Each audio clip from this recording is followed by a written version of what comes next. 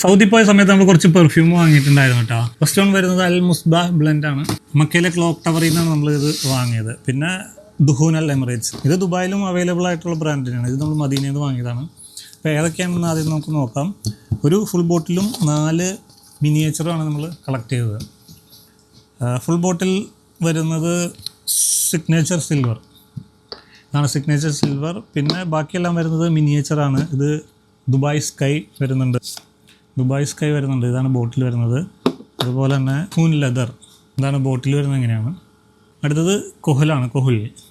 Last one വരുന്നത് couture, 4മത്തത് കൗച്ചറാണ്, couture.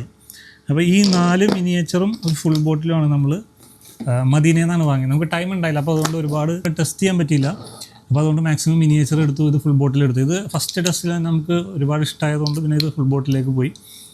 Signature rose gold നമ്മുടെ അടുത്ത് ടെസ്റ്റ് ചെയ്യണമെന്ന് പറഞ്ഞിട്ടുണ്ട്, പക്ഷേ ടൈം കിട്ടിയില്ല. ദുഹൂൻ അൽ എമിറേറ്റ്സ് ദുബായിൽ അവൈലബിൾ ആയതുകൊണ്ട് തന്നെ നമുക്ക് എപ്പോഴെങ്കിലും പോയി ടെസ്റ്റ് ചെയ്യാം, നോ പ്രോബ്ലം. രണ്ടാമത്തത് മുസ്ബാഹ് ബ്ലെൻഡ് ആണ്.